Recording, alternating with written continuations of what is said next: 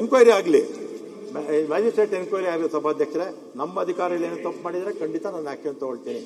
ಆಮೇಲೆ ಅವರು ತಪ್ಪಿತಸ್ಥರು ಅಲ್ಲ ಅಂತ ಹೇಳಿದ್ರೆ ಪರಿಹಾರ ಕೊಡೋದಕ್ಕೆ ಮುಖ್ಯಮಂತ್ರಿಗಳು ಮಾತಾಡ್ತೀನಿ. ಅವ್ರು ಬೇಟೆಗಾರರಾಗಿದ್ರೆ, ಅವ್ರು ಬೇಟೆ ಮಾಡೋಕ್ಕೆ ಹೋಗಿದ್ರೆ ಏನ್ ಮಾಡ್ಬೇಕು ಸಭಾಧ್ಯಕ್ಷರೇ? ಅವ್ರು ಮಂಜುನಾಥ್ JDS ಸಭಾಧ್ಯಕ್ಷರೇ, ತನಿಖೆ ಆಗಲಿ ಸಭಾಧ್ಯಕ್ಷರೇ. ಆಯ್ತು. ನಮ್ಮ ಅಧಿಕಾರಿಗಳು ತಪ್ಪು ಮಾಡಿದ್ರೆ ಖಂಡಿತ ತಗೊಳ್ತೀನಿ. ಅಕಸ್ಮಾತ್ ಬೇಟೆಗಾರರೇ ಅವ್ರ ಬೇಟೆಗೆ ಹೋಗಿದ್ರೆ ಅವ್ರ ಮೇಲೆ ಕ್ರಮ ತಗೊಳ್ತೀವಿ ಕಾನೂನು ಪ್ರಕಾರ. ಅಲ್ಲ, ನ್ಯಾಯಾಂಗ ತನಿಖೆ ಏನಾಯ್ತು? ನ್ಯಾಯಾಂಗ ತನಿಖೆ ಮಾಡ್ಬೇಕಲ್ಲ ನೀವು. ನಾವು ಜುಡಿಷಿಯಲ್ ನೀವು AC ಗ್ರೇಡ್ ಅಲ್ಲಿ ಮಾಡಿದ್ರೆ ಏನ್ ಬರ್ತದೆ ಅದರಲ್ಲಿ?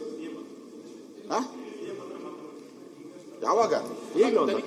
ಅಲ್ಲ, ಮಂತ್ರಿಗಳ ನೀವು ಇದೀರಿ ಸರ್. ನ್ಯಾಯಾಂಗ ತನಿಖೆ ಕೊಡ್ಲಿ, ನ್ಯಾಯಾಂಗ ತನಿಖೆ ಕೊಡಿ, ಸಭಾಧ್ಯಕ್ಷರ ಪರಿಹಾರ ಕೊಡಿ. ಈಗ ಮ್ಯಾಜಿಸ್ಟ್ರೇಟ್ ತನಿಖೆ ಆಗ್ತಾ ಇದೆ, ಆಗ ಸಮಾಧಾನ ಇಲ್ಲೋ ಆಮೇಲೆ ಮುಖ್ಯಮಂತ್ರಿಗಳ ಹತ್ರ ಚರ್ಚೆ ಮಾಡಿ ಮುಖ್ಯಮಂತ್ರಿಗಳ ಕರೀಲಿ, ಮುಖ್ಯಮಂತ್ರಿಗಳು ಉತ್ತರ ಕೊಡ್ಲಿ. ಬಂದಿಂದ ಹೇಳ್ತಾರ ಬರ್ಲಿ ಸಭಾಧ್ಯಕ್ಷರೇ, ಬರ್ಲಿ ಅವರು ಮಂತ್ರಿ ಮುಖ್ಯಮಂತ್ರಿಗಳು. ಸಭಾಧ್ಯಕ್ಷರೇ, ಅರ್ಧ ಗಂಟೆ ಮುಂದೆ ಹಾಕಿ, ಆಮೇಲೆ CM ಅವರು ಬಂದು ಉತ್ತರ ಕೊಡ್ಲಿ. ಒಂದು ಅರ್ಧ ಗಂಟೆ 2-3 ದಿವಸದಲ್ಲಿ ತನಿಖಾ ವರದಿ ಬರುತ್ತೆ. ಸೆಷನ್ ಇನ್ನೂ 2 ವಾರ ಇದೆ ಮಾತಾಡೋದಕ್ಕೆ. ಮತ್ತೆ 2-3 ದಿನದಲ್ಲಿ ಹೆಂಗೆ ನ್ಯಾಯಾಂಗ ತನಿಖೆ? ಅರ್ಧ ಗಂಟೆ ಮುಂದೆ ಕ್ವಶನ್ ಅವರ್ ಆಗ್ಲಿ ಸಭಾಧ್ಯಕ್ಷರೇ. ಮಾನ್ಯ ಅಧ್ಯಕ್ಷ, ಕ್ವಶನ್ ಅವರ್ ಆಗ್ಲಿ. ಸುಮ್ಮನೆ ಈ ತರ ಕ್ವಶನ್ ಅವರ್ ಎಲ್ಲ MLAಗಳು ಇದು ಇಲ್ಲಾಂದ್ರೆ ನೋಡಿ, ನೀವು ತಾಳೆ ಒಂದೇ ನಿಮಿಷ. ರಾಮಲಿಂಗಾರೆಡ್ಡಿ ಅವರು ಏನ್ ಹೇಳ್ತಾ ಇದ್ದಾರೆ?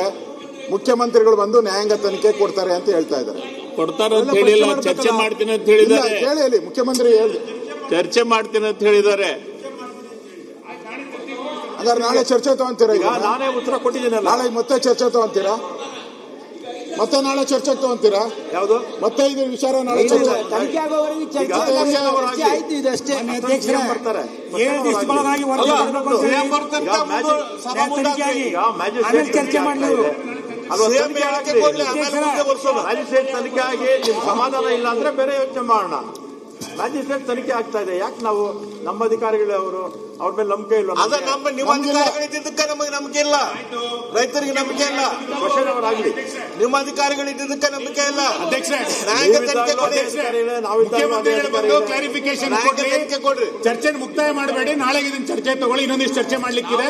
ಮುಖ್ಯಮಂತ್ರಿಗಳು ಬಂದು ಆದೇಶ ಆದ್ಮೇಲೆ ಮತ್ತೊಂದು ಚರ್ಚೆ ಇರುತ್ತೆ. ಹೊಸದಾಗಿ ಪರಿಪಾಟಿ ಹಾಕಕ್ಕೆ ಹೋಗ್ಬೇಡಿ.